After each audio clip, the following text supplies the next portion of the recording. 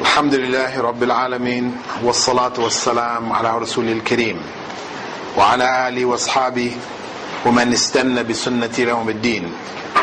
All praise is due to Allah, and may Allah's peace and blessings be on the last Prophet Muhammad sallallahu alayhi wasallam, and on all those who follow the path of righteousness until the last day.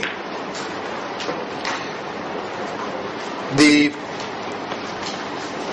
class, as I mentioned earlier, will be focused on the text Lum'atul I'tiqad by the Palestinian scholar Ibn Qudaamah, Abdullah ibn Muhammad ibn Qudaamah, who is from the 12th century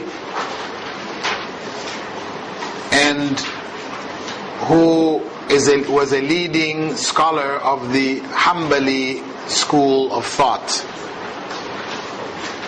However, though he was a scholar from this particular madhab, he was not limited to the madhab. He frequently took positions which went against the standard ruling of the madhab. His book Al-Mughni is a classic in in Sharia and Islamic law, and it compiles it is the major you could say work for the Hanbali school, commonly used today. It's a very extensive work, and in it he brings the opinions of other scholars from the other schools, he brings their evidences, he discusses them, and then he chooses in the end what he sees to be the most accurate or the most reliable. This was his approach. Similarly, in all of the other fields, and he wrote in virtually every field of Islamic learning. He wrote in areas of Aqidah, like this Lum'atul I'tiqad, as well as other books he did, like Mas'alatul Ulu, or the issue of Allah's transcendence. Kitabul Qadr, he wrote a book on destiny, as well as he wrote in Usul al-Fiqh, Rawdatul Nadhir, and in the field of fiqh, science of fiqh, he wrote Al-Muqni', and he wrote, he was a scholar of hadith also. So he was the scholars of that era who had mastered virtually all of the fields of learning.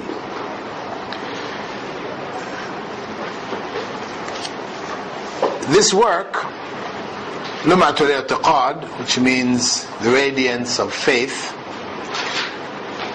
is a standard work on Aqidah, the basic Islamic creed. He has brought in it the pillars of Iman, as well as the major areas or issues concerning the Islamic creed, particularly in the field of Asma wa Sifat. He was from an era in which the issues of Asma wa Sifat, or Allah's names and attributes, were the biggest issues. 12th century, this was the biggest issue. So you find topics which deal with Allah's speech, whether the Quran is Allah's speech, issues of Allah's names and attributes and how they should be dealt with, etc. You find this interwoven into the basic presentation of the pillars of Iman. Before actually working with the book, we will look at some basic principles regarding the Asma wa Sifat, Allah's Asma wa Sifat, as guidelines for understanding the correct approach to Allah's names and attributes. This section, which was written on it, was compiled by Sheikh Al-Uthaymeen, one of the leading scholars of Saudi Arabia, who passed away a few years ago. He did a commentary on this book, and in the beginning of it he established the basic principles for understanding Asma wa Sifat. In the previous semester, our focus was on Tawheed al-Ibadah, and the book of Muhammad ibn Abdul Wahhab, which we use as our basic text, as well as the compilation which I had done, the Fundamentals of Tawheed. Both of these were focused on issues related to Tawheed al-Ibadah. Of course, Tawheed al-Asma wa Sifat came in, and even the whole issue of division, how it was divided, etc. We looked at all of that. But for the most part, what we dealt with, whether it was grave worship, or it was saint worship, or etc., all of these were related back to Tawheed al-Ibadah. And we had said before that what you find is that the scholars who have written in the area of Aqidah would write according to the need of their time. The general principles of Iman, pillars of Iman, these would always enter into presentations in one way, shape or form, but the focus would tend to be on the area which is the biggest area of concern of that period of time. So if we look at the rules which were laid down by Sheikh Al-Uthaymeen, and the book, inshallah, will be in your hand by next Saturday at the latest, but we hope that it will be even earlier. It will be available by Wednesday, but let's say at the latest coming Saturday it should be ready. So you can just, if you want to make some basic notes, you can. Otherwise, what we're covering really is in the book. It's more just try to understand. But I think in any case, even if you do have the book, the key points that are being raised, it's always good to make a note of it, and this will help you in your own revision. The first rule which Sheikh Al-Uthaymeen identified was what is obligatory regarding the text of the Quran and Sunnah in relationship to Allah's names and attributes. This is the first issue that he's looking at, right? In rule number 1. And what is obligatory on us regarding Allah's names and attributes as they are found in the Quran and the Sunnah? How should we approach them? He said it is obligatory to keep the implications of names and attributes according to their obvious meanings, without any change, because Allah revealed the Quran in clear Arabic and the Prophet ﷺ spoke the Arabic language. This is the basic principle, that in dealing with the Quran text and the text from the Sunnah, we keep the obvious meanings of the text as they are. Because as a language, as with any language, ideas are communicated first and foremost, or primarily, through obvious meanings.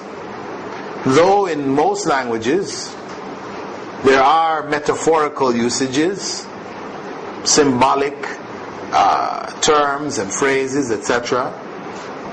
The basic message that is conveyed in the language is in accordance with the obvious meaning of the language. If people did not communicate in that way, if we were communicating with symbols and metaphors and all this, if that was the core of our communication, we wouldn't be able to effectively convey our ideas. Because when you're dealing with metaphors, and symbols, etc., they're open to a variety of interpretations. So, you would have to be explaining each time you made a metaphor. You'd have to clarify, well, I mean this really by what I just said. I mean that really. So communication would become very cumbersome. So basic communication is according to the obvious meanings of words. Come here means come here. Right? It doesn't mean anything else. You don't need to go to figure, what did he actually mean by come here? Come here now? Or come here when I feel like? You don't need to go there. You're given an instruction. Your context tells you, this person is your boss. He says, come here. It means come here now. Right? If it was your child saying, come here, then the context, you say, okay, come here when I feel like. The context will tell you how to interpret that obvious statement. How you're going to respond to it. But still, as a basic communication, we do go according to the obvious meaning. Right? So, that rule, we transfer it to the Quranic texts and follow the same principle. It might seem, well, that's kind of obvious. But when you look at those people who have deviated from Islam, one of the main areas in which they deviate is right here.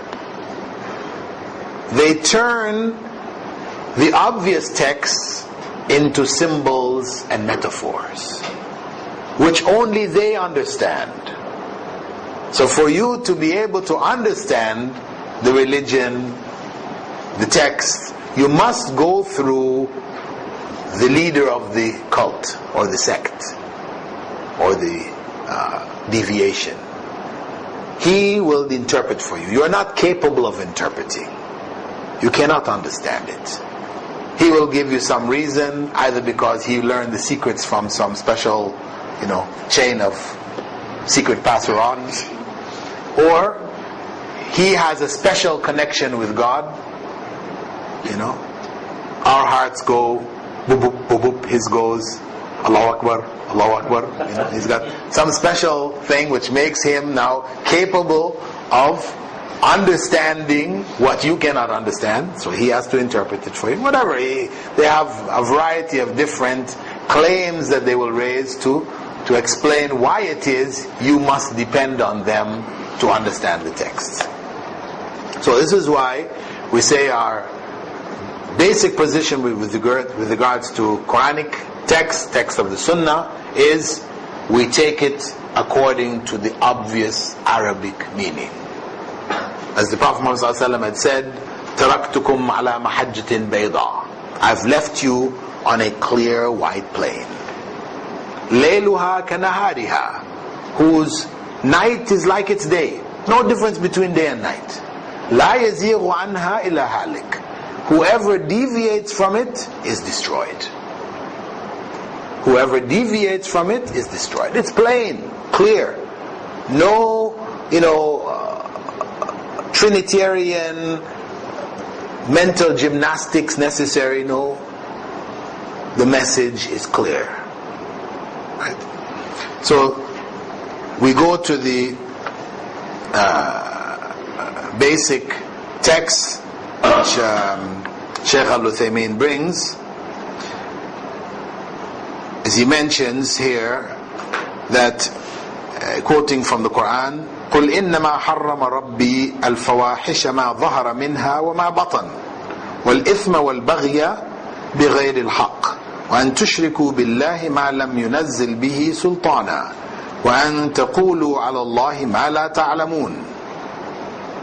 Say, indeed my Lord has forbidden external and hidden corruption, sin, aggression, giving Allah partners for which no authority was revealed, and that you speak about Allah what you have no knowledge of. Allah has forbidden that we speak about Allah without knowledge. Right? So those who would seek to change the meanings, turn things into metaphors, etc., they are speaking without knowledge. Because that's not how the deen was left. So they are creating false knowledge. Right? They create a body of false knowledge for which people fall into and accept. They're tricked, misguided, but they're speaking without knowledge, and this is prohibited. We can also find in Surah Al-Ma'idah, بَلْ يَدَاهُ مَبْسُوطَتَانِ يُنْفِقُ كَيْفَ يَشَاءُ. Indeed, his two hands are spread out and he provides as he wishes. The obvious meaning of that verse is that Allah has two hands.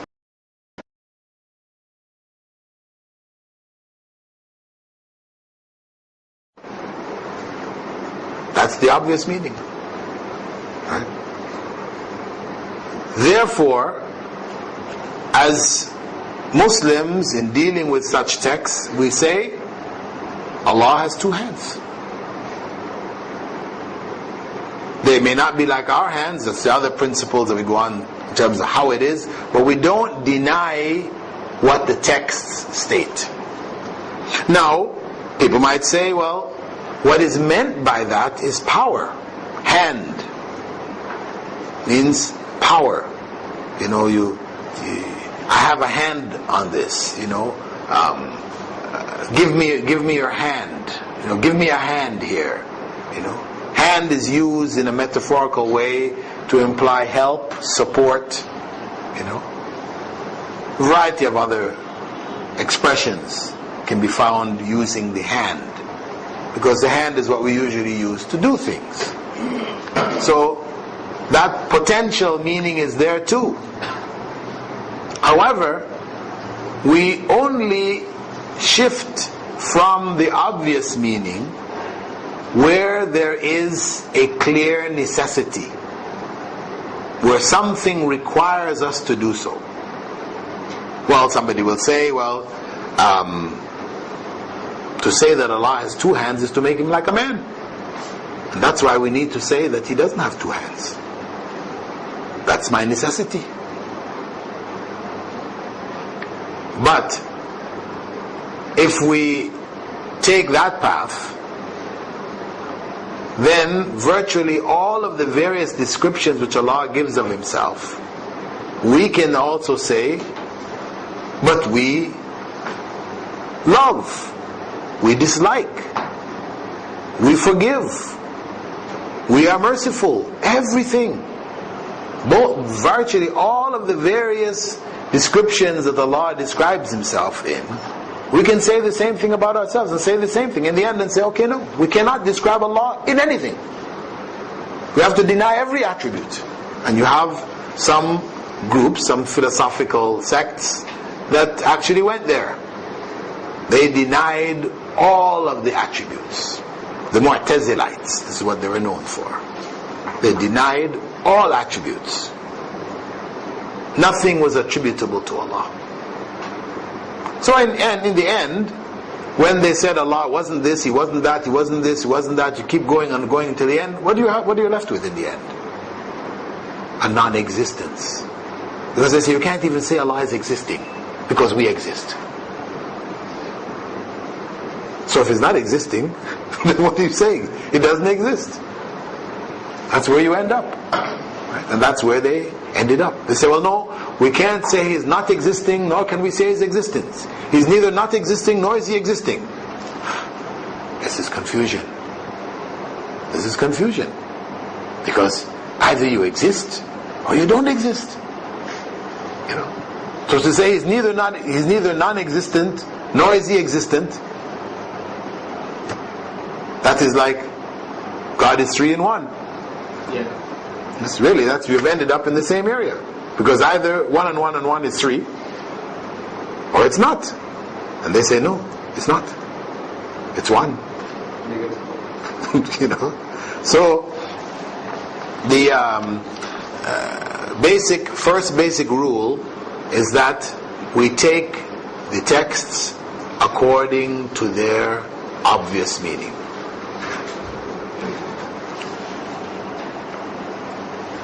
The second rule, and when I say obvious meaning, I should just clarify this, and we'll look at that some more later. Obvious meaning meaning the obvious meaning in the language, but not the obvious meaning which relates to us. It's obvious meaning, but we have principles by which we understand that obvious meaning. When Allah said He has 2 hands, we say Allah has 2 hands. But we don't say 2 hands like this. You know, we're going to now define how His hands are. No, we don't go into it. Hands at the end of arms, so if He has hands, He also has arms and an armpit, and we don't need to go there. Right? These are not attributable to Allah. Allah didn't describe Himself in that way. We stop where He stopped. We don't go any further, nor do we deny what He has said. Because in effect, when you're saying Allah says He has 2 hands, you say no, He doesn't. What are you denying? Actually, you're denying the Quran. You're denying an actual text in the Quran. So there's even an element of disbelief that comes into it. Not to say that everybody who says this is a disbeliever. I'm not going there. But I'm just saying there's an element of disbelief where people start to deny the obvious text of the Quran and the Sunnah. That's why it's a very dangerous area. It's much safer to have said what Allah said is what it is, right? And to have found out in the end that it was metaphorical, than to have said it's not what it is, and to find out in the end that it was. You understand the principle here? You know? I mean, in the end, Allah knows best. In the end. But what is the safest position to take here? To deny the obvious and claim it is something else? Or to accept the obvious and it turned out to be something else? You see, if we accept the obvious, that Allah says He has 2 hands and has 2 hands, and it means, ultimately Allah tells us on the Day of Judgment, actually when I said I had 2 hands, it means power. Okay? Have we gone astray in accepting what Allah said as it is? No. Maybe we didn't, because even when we say that He has 2 hands, we do understand, we don't deny Allah's power. So whatever is associated with the 2 hands, we're not denying. So we're not denying anything. So that you're in safe grounds there. But now, when you take the position of denial, this is when you're going on shaky grounds. You know, you think it doesn't make sense to me. My logic, my understanding. You know, I'm going to now deny Quranic texts because it doesn't sound right to me. It's dangerous. Dangerous grounds. And to have denied those texts, and then it turns out to be true, then you would have failed. Because you've stepped into a very dangerous area and spoken about Allah without knowledge. It's conjecture. You're surmising. I think, in my opinion. But what did Allah say? So it's dangerous grounds anyway. And that's why some of the scholars in the times when they entered into these kind of discussions and debates, they used to say the way of the early generation is safer, but the way of the latter generation is wiser. That's what they claim. The way of the early generation is safer. They took things as they were. The way of the latter generation is wiser, because they thought about things, they went into things, they reflected on things, and they came up with these ideas. That's what they used to say. Now the scholars who followed the way of the early generation, they didn't agree with them on that one. Right? It wasn't wiser. In fact, it was more foolish. Because they've entered into areas that they had no knowledge of. And they created confusion and confused people and opened the door for all kinds of philosophical concept to enter into the basic Islamic creed. So much so that in many of the books that were influenced by that, if you read what is the meaning of Tawheed, you will read Greek logic. Greek, yes, Greek logic. I picked up a book when I had visited Singapore some years back, in the Dar al-Arqam in Singapore, and they had a basic book on Islam, which had been translated from Urdu. It was written in Urdu, from the Hanafi school. And the Hanafi school in the area of Aqidah tended to go, the scholars in that field tended to go more into philosophy than anybody else. Right? And I was reading their section on Tawheed, having studied it, for 4 years in Medina for my BA, did a master's in Aqidah, and I will tell you honestly, I could not understand what was being said there. The whole section on Tawheed, it was all Greek philosophical ideas, which I had difficulty grasping. And this was supposed to be a basic book in Islam, which was being given to a new Muslim. I told the brothers there, please brothers, it was a good intention, the person who translated it, but it is misguidance. Burn it. It was a book of misguidance. That was just the tip of the iceberg, right? Because you can imagine, if that's what they were doing with Aqidah, you can imagine what they're doing with the other areas, right? So really it was a book that should have been in the fireplace. So the basic understanding of Islam is very simple. This is what makes Islam unique. Its simplicity. This is what God revealed. The basic religion. Simple. And this is what this first rule is reaffirming. Simplicity. Take things as they are. Stick with the basics. Rule number 2, concerning Allah's names and attributes, has a number of subsections to it. Basically 4. The first is that all of Allah's names are beautiful. All of Allah's names are beautiful. They are free from any deficiency. Allah's names are free from any deficiency. Because Allah describes His names, وَلِلَّهِ الْأَسْمَاءُ الْحُسْنَى. All the beautiful names belong to Allah. Basic principle. So, whatever names Allah describes Himself with, we look at them in their perfection, free of any deficiency. any implication of weakness which may be implied in a name when applied to us. There are some names, when you apply it to us, right, it may imply some deficiency, like Al-Muntaqim,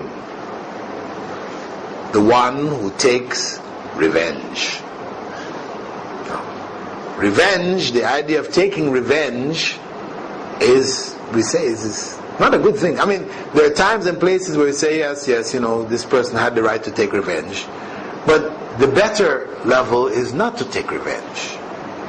You let people go, you're merciful, and these other kinds of things. So we associate with a person who is, a vengeful person,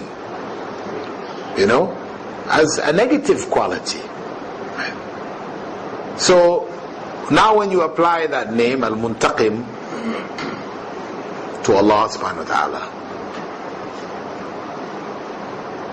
those negative aspects you don't bring along with it.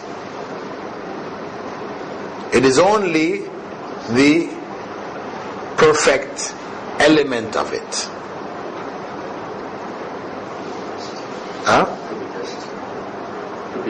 Yeah, which is related to justice, because if you don't have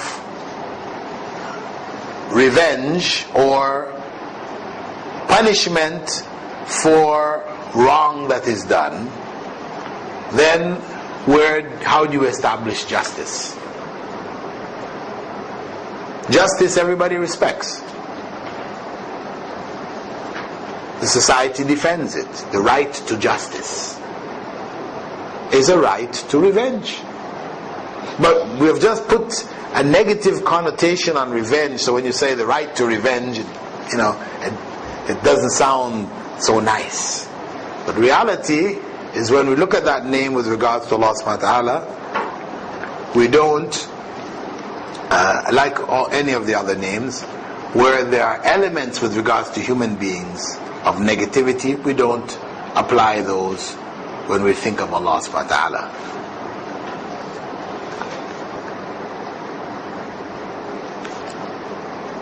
Shaykh Al-Uthaymeen mentioned that among the names of Allah is Ar-Rahman, among the beautiful names, which speaks or addresses His all-encompassing mercy, that Allah is merciful. But when we think of mercy in terms of human beings, that mercy may contain in it some negative elements. Right? Your son does something wrong to somebody else, but you're merciful to him because he is your son.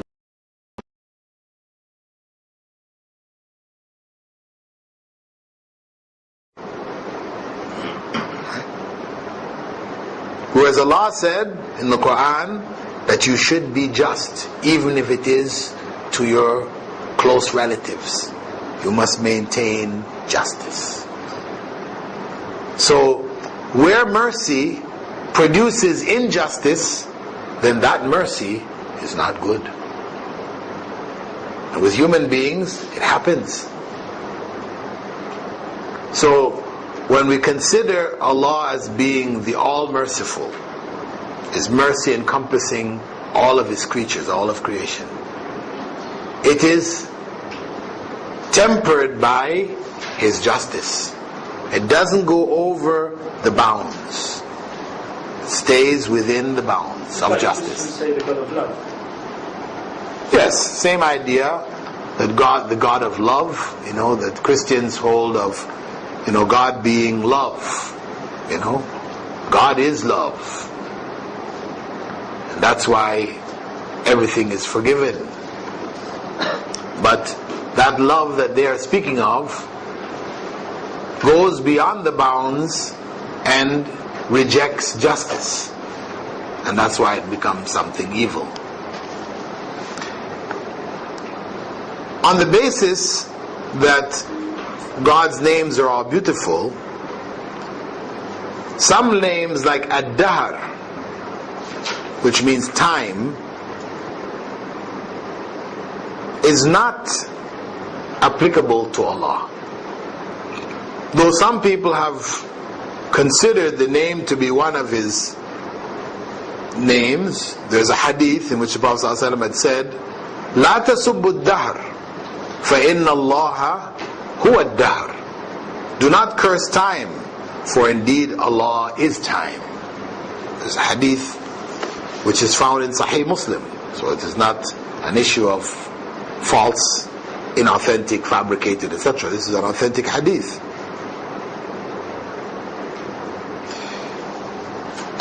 But if we look at what that hadith actually means, there is another narration found in Musnad Ahmad in which the Prophet ﷺ said, do not curse time, for indeed Allah said, I am time. The days and nights belong to me. This is a clarification. I renew them and let them go old. I bring rulers after rulers. I am time, meaning time belongs to me. I am the creator of time. Not that He literally is time. So somebody would say, but why didn't we take it according to its literal meaning? Didn't you say that the text of the Quran and the Sunnah should be taken according to their literal meaning? So Allah said He was time, so why don't we just say, khalas, Allah is time. He is time. We said, why? Because time doesn't have with it the infinite qualities that belong to Allah. So that raises an issue right there. Time has a beginning. Has it not? Did time exist before creation? No. Time came into existence at the time of creation. And time will end when Allah destroys everything. So time has beginning and it has an end. Is that an applicable description to give Allah? No. So that just in and of itself tells us that the name is not appropriate. And to support that, so it's not just a question of my interpretation or your interpretation, we have another text which clarifies what the Prophet ﷺ meant when he said that Allah was time. So our interpretation is not just based on logic and reason, though it's not to say you can't use it, but it's not based purely on that. There is support from the Sunnah, other texts from the Sunnah, which clarify what was actually meant by that statement. So we have a legitimate basis for interpretation and not taking the literal meaning here.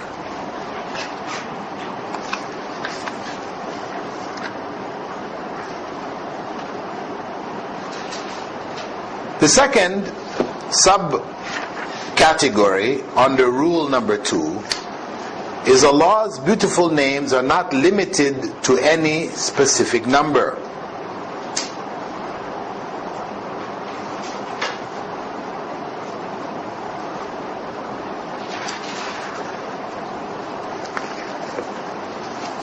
There is no limitation to Allah's names and numbers. As Allah is infinite, His names are infinite. The descriptions of Him are infinite. So we don't put a fixed number, even though we know there is the well-known hadith, Inna lillahi tis'atan wa tis'een asman, man ahsaha dakhala al-jannah. Indeed, Allah has 99 names. Whoever counts them will enter paradise. It says, indeed Allah has 99 names. It doesn't say Allah only has 99 names. This is the difference. Right? From a logical perspective, that text does not in and of itself limit. It just says that Allah has 99 among His names. He has 99. If you identify them, you count them, you guard them, you memorize them, there are a variety of different narrations, then you will enter paradise. Now, what that means is another issue. But the point is that this is not a limitation. Furthermore, there is a well-known hadith containing a supplication which the Prophet ﷺ used to make, wherein he said, أسألك اللهم بكل اسم هو لك سميت به نفسك أو أنزلته في كتابك أو علمته أحدا من خلقك أو استأثرت به في علم الغيب عندك. O Allah, I ask you by every name belonging to you with which you named yourself, or you revealed in your scripture, or you taught one of your creatures, or you kept with yourself exclusively hidden in your hidden knowledge. So, he, in that dua, identifies that there are some names of Allah which remain in the ghaib, unrevealed, unknown, known only to Allah subhanahu wa ta'ala. So from that we conclude that 99, these are known. Obviously there must be others beyond them. And actually when the scholars went and counted, they found that there are more than 99 names in the various texts. So it is any 99 of Allah's authentic names that one guards by manifesting them in his or her life, right? Knowing them, not just memorizing them like a parrot, right? Because a non-Muslim could do that too. Does that guarantee him paradise? No. So it obviously goes beyond the mechanical step of memorizing, and this is what people mistakenly, they'll have their children memorize Allah's 99 names as children. You know, you memorize 99 names, you guaranteed paradise, no problems after that, you can do anything you want. You've memorized Allah's 99 names. This is not how it works. Right? That's why some other narrations mention, you know, man hafidhaha, hafidha means to memorize, it also means to guard, to protect. So so when we speak about it, we're speaking about protecting them by living their meanings. Where they are relative to Allah subhanahu wa ta'ala, they have no specific manifestation that we can reflect in our own lives. They become means of glorification for Allah, to glorify Allah, then we glorify Allah with them. Where they have implications in our lives, then we live those implications.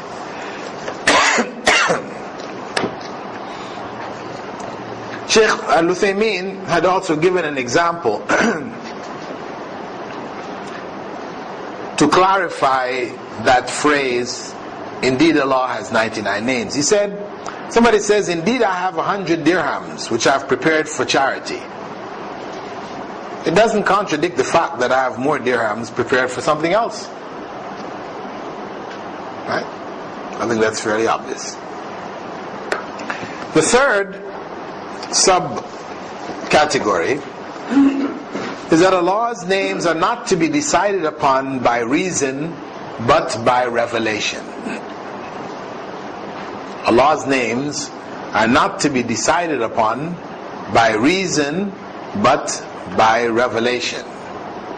In Arabic they refer to this by revelation, means it's tawqifi. Tawqifi. By reason they'd say tawfiqi. You know, that you can hit on it by doing a certain amount of reasoning, etc. You can arrive at some names of Allah. And those that went into the philosophical interpretations, the philosophical arguments, etc., they did come up with a number of names, you know, for Allah. For example, Al-Qadim. Allah doesn't call himself that. You know, the ancient. And they would use that name to describe Allah. But mainstream Muslims rejected this. Allah didn't use this in description of himself. We don't use it to describe him. And this makes sense. Why? Why does it make sense that we don't use reason to determine Allah's names, but we use only revelation? Our limited knowledge. We only know about Allah what He has revealed. So, using reason is to step into the area outside of revelation, where, of course, we can easily go wrong.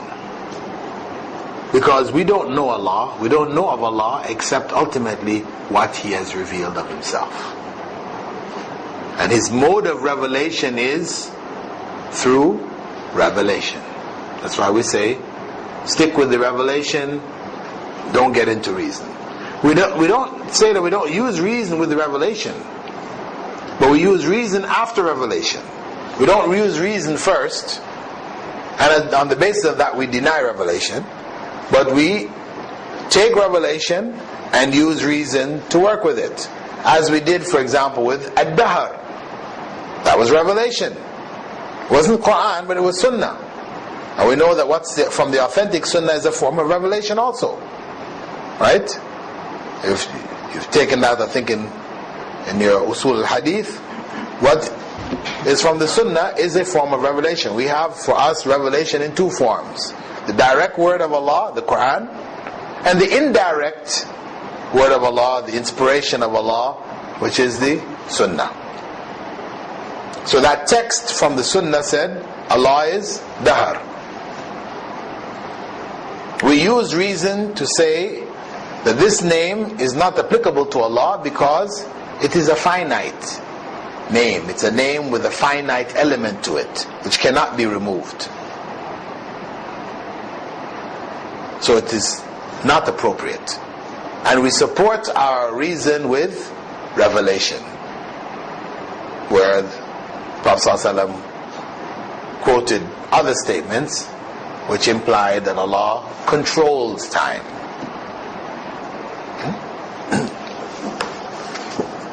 The fourth and last of the subcategories is that every one of Allah's names refers to Allah's essence, to the attribute it contains, and to the effect resulting from it, if it is transitive. Every one of Allah's names refers to Allah's essence, meaning we don't say we accept this name of Allah, but we don't accept that it actually refers to Allah, His essence.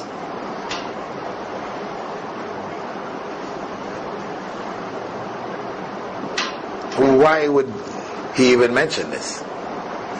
Why? Because this is what the Mu'tazilites did. When they denied Allah's attributes,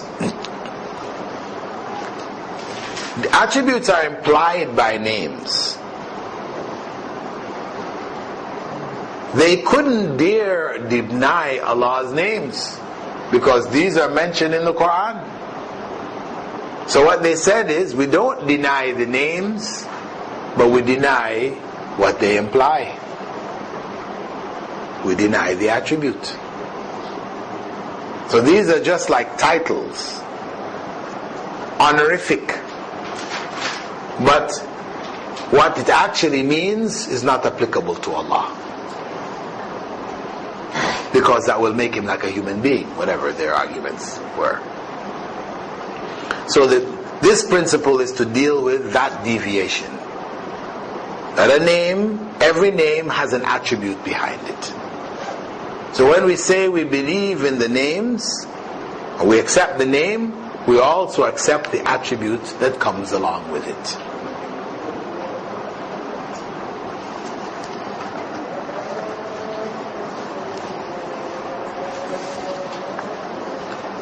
Allahu Akbar.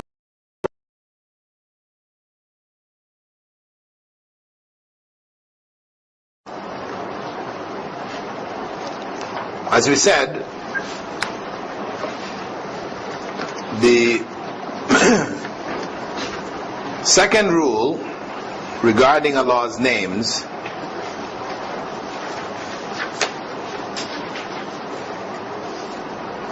its subheading, every one of Allah's names refers to Allah's essence. In essence, goes back to the concept we said that we take texts according to their obvious meanings. That principle is there also. That whenever we use a name, we mean the attribute that comes along with it. That is how the language functions. You call somebody a helper. You know, so-and-so is a helper. So-and-so is a maid. So-and-so is a mechanic. You know, whenever we use these names, we mean that the person does the work of a maid, or a helper, or a mechanic. We don't give the title mechanic to somebody who's not a mechanic. Do we? That's not how the language functions. If somebody says, can you find me a mechanic? You don't go find him somebody whose name is mechanic and say, oh, here's somebody whose name is mechanic. No, he said somebody asked for it. He didn't ask for somebody whose name was mechanic. He asked for a mechanic. Meaning the person who has the ability to do mechanical work. That's how the language functions. So this is in keeping with that basic principle. I mean, this is a finer detail of the same thing, but it's in keeping with the same principle. So he added at the end of it,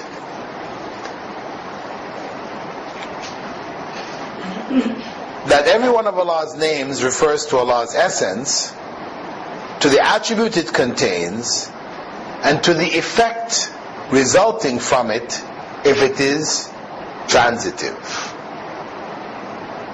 He mentioned this point. Why? Because some of Allah's names are intransitive, meaning that they don't imply some action on others. It's just a description of Allah. Allah is Al-Ali. He is the transcendent. He is above, beyond. Right? That is just a description of Allah. So we accept the title of Al-Ali, the transcendent, and we accept what it essentially means is that He is above His creation, and we stop there. Whereas the attribute of being the merciful, Ar-Rahman, which we spoke about earlier, right? That means that He is merciful. We accept, along with the fact that He is merciful, this is a description of Him which we glorify Him by, that also He is in fact merciful to His creatures, and to whomsoever He wishes of His creatures. Nobody determines and fixes for Him who He can be merciful to and who He can't. That is the effect resulting from the attribute, the actual mercy occurring on His creatures. So we affirm it that Allah is merciful to His creatures. We affirm it as His essence, that He is merciful in essence. That means that everything that He does is merciful. Even the people who He puts in hell is merciful. You say, well, how is that? How is that? How is Allah merciful by putting people in hell?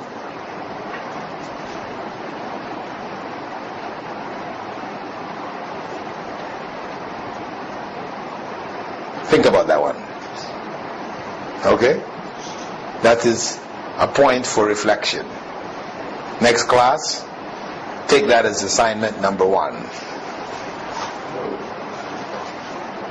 How is Allah merciful